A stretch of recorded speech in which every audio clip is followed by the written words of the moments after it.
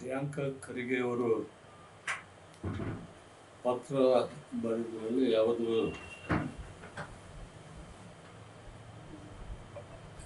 ಅಂತ ಆಕ್ಷೇಪಣೆ ಇಲ್ಲ ಅಂತೇಳಿ ನಾನು ಭಾವಿಸ್ಕೊಂಡಿದ್ದೀನಿ. RSS ಸಂಘಟನೆ ಈ ದೇಶದ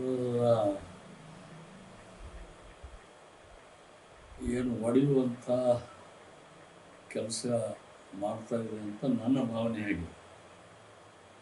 ಯಾಕಂದರೆ ನಮ್ಮ ದೇಶ ಅನೇಕ ಸಂಸ್ಕೃತಿ ಉಳ್ಳಂಥ ದೇಶ. ಇವತ್ತು ಆರ್ಯ ಸಂಸ್ಕೃತಿ, ದ್ರಾವಿಡ ಸಂಸ್ಕೃತಿ ಇದೆಲ್ಲವನ್ನು ಪರಿಪಾಲನೆ ಮಾಡುವಂಥ ನಮ್ಮ ದೇಶ. ಇವತ್ತು RSS ಅಂತಂದ್ರೆ ಇದು ಆರ್ಯ ಸಂಸ್ಕೃತಿಯನ್ನು ಎತ್ತಿ ಹಿಡಿಯುವಂಥ ಕೆಲಸ ಮಾಡ್ತಾ ಇದೆ ಅನ್ನೋದು ಸಾರ್ವಜನಿಕರಲ್ಲಿ ಅದು ಆತಂಕ ಇದೆ. ಆದ್ದರಿಂದ ಇವತ್ತು ತಮ್ಮೆಲ್ಲರಿಗೂ ಗೊತ್ತಿದಂತೆ ಆ ಸಂಘಟನೆ ದೇಶಕ್ಕಾಗಿ ಅವರಲ್ಲಿಯೂ ಕೂಡ ಪ್ರಾಣತ್ಯಾಗ ಮಾಡಿದವರಿದ್ದಾರೆ, ಅವರಲ್ಲಿಯೂ ಕೂಡ ದೇಶಭಕ್ತಿ ಇದೆ. ಆದರೆ ಆ ಸಂಘಟನೆ ಉದ್ದೇಶ ಇವತ್ತು ಸರಿಯಿಲ್ಲ ಅಂತ ಅನ್ನಿಸ್ತದೆ.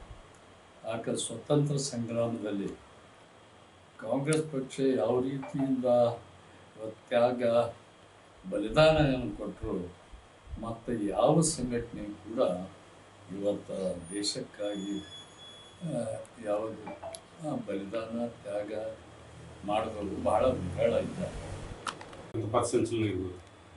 ಅವರ ಉದ್ದೇಶ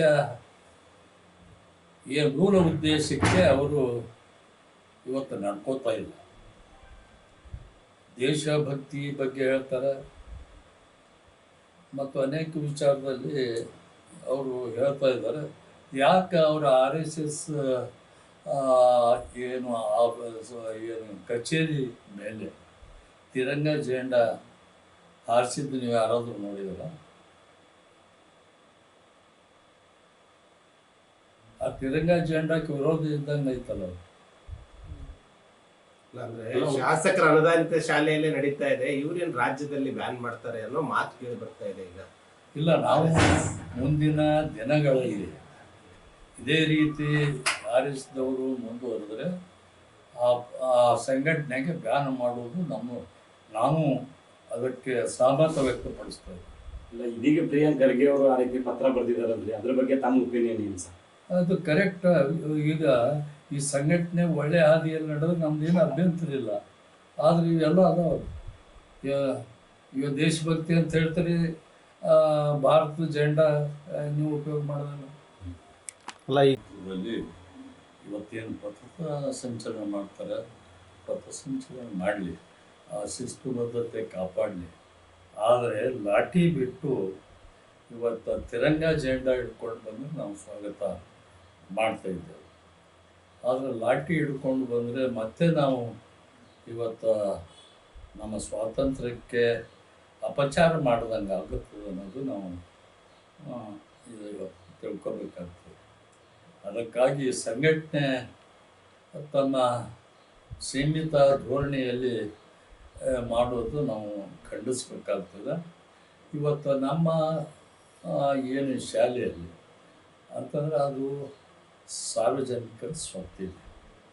ನಮ್ಮಲ್ಲಿಯೂ ಕೂಡ ನಮ್ಮ ಮ್ಯಾನೇಜ್ಮೆಂಟದಲ್ಲಿ ಕೂಡ ಅನೇಕ ವಿಚಾರಧಾರೆಗಳು ಇದ್ದಾರೆ. ಅವರಿಗೆ ಯಾರಿಗೂ ಕೂಡ ನೋವಾಗಬಾರ್ದು ಅನ್ನೋ ದೃಷ್ಟಿಯಿಂದ ನಾವು ಪ್ರತಿ ಸಲ ಯಾರೇ ಬೇಕಾದವರು ಬಂದು ಅಲ್ಲಿ ಖಾಲಿ ಇದ್ದಾಗ ಹುಡುಗರು ಪರೀಕ್ಷೆ ಇರ್ಬೋದು, ಕ್ಲಾಸ್ ಇರ್ಬೋದು ಅಂಥ ಸಮಯದಲ್ಲಿ ಯಾರಾದರೂ ಕೇಳಿದ್ರೆ ಅವರಿಗೆ ನಾವು ಕೊಡ್ತಾ ಬಂದಿದ್ದೇವೆ.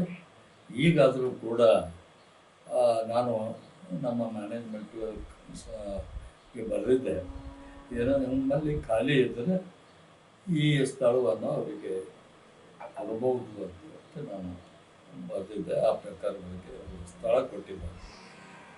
ಆಗ ಇವತ್ತು ನೀವೆಲ್ಲ ಬಂದಿದ್ದು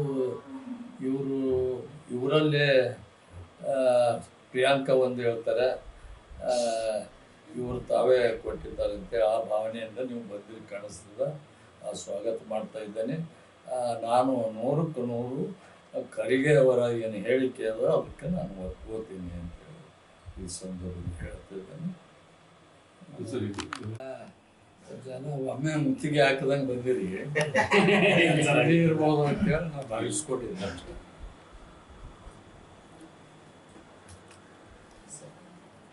ಸರಿ ಕೊಡಿ.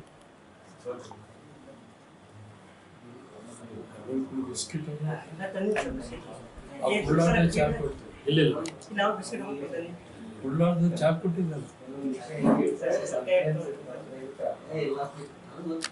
ಅವ್ರು ಹೇಳ್ತಾರೆ ಆ ಒಂದ್ ನಾಯಿ ಕೂಡ ಸತ್ತಿಲ್ಲ, ಅವ್ರು ಯಾರು ದೇಶಕ್ಕಾಗಿ ಹೋರಾಟ ಮಾಡಿಲ್ಲ ಅಂತ ಅವ್ರು ಹೇಳ್ತಾರೆ. ನಾನು ಕೆಲವರು ಅಂತ ಹೇಳಿದ್ದೀನಿ. ಅದೇ ಕೆಲವರು ಒಬ್ಬರಿಬ್ಬರು ಇರ್ಬೋದು ಅದೇನು ದೊಡ್ಡ ವಿಷಯ ಅಲ್ಲ ಅದು. ಯಾಕಂದರೆ ಆ ಸ್ವತಂತ್ರ ಸಂಗ್ರಾಮದಲ್ಲಿ ಎಲ್ಲರೂ ಪಾಲ್ಗೊಂಡಿದ್ದಾರೆ. ಅದು ಹೆಚ್ಚಿನ ಪಾಲ ಯಾರ್ದು ಅಂತಂದ್ರೆ ಕಾಂಗ್ರೆಸ್ ಪಕ್ಷದ ಪಾಲಿದೆ. ಅದು ಆ ಪಕ್ಷ ಹುಟ್ಟಿದ್ದೇ ಸ್ವಾತಂತ್ರ್ಯಕ್ಕಾಗಿ ಹುಟ್ಟಿದ ಪಕ್ಷ ಇದೆ. ಅದಕ್ಕೆ ಈ ಆರೈಸೋದು ಬೆನ್ನು ತಕ್ಕೊಳ್ಳುವಂಥ ಕೆಲಸ ಮಾಡಬಾರ್ದು. ನಾವೇ ಎಲ್ಲ ದೇಶಭಕ್ತರು ಅಂತ ಅನ್ಕೋಬಾರ್ದು. ಇವರು ಮೂಲತಃ ಇವರು ದೇಶವನ್ನು ಕಟ್ಟುವರಲ್ಲ, ಒಡೆಯುವ ಸಂಘಟನೆ ಅಂತೇಳಿ ದೇಶವನ್ನು ಒಡೆಯುವ ಸಂಘಟನೆ ಆಗಿದೆ ಅಂತ ನಾನು ಭಾವಿಸ್ಕೊಳ್ತೀನಿ. ಗ್ಯಾರಂಟಿ ನ್ಯೂಸ್, ಸುದ್ದಿ ಖಚಿತ, ನ್ಯಾಯ ನಿಶ್ಚಿತ.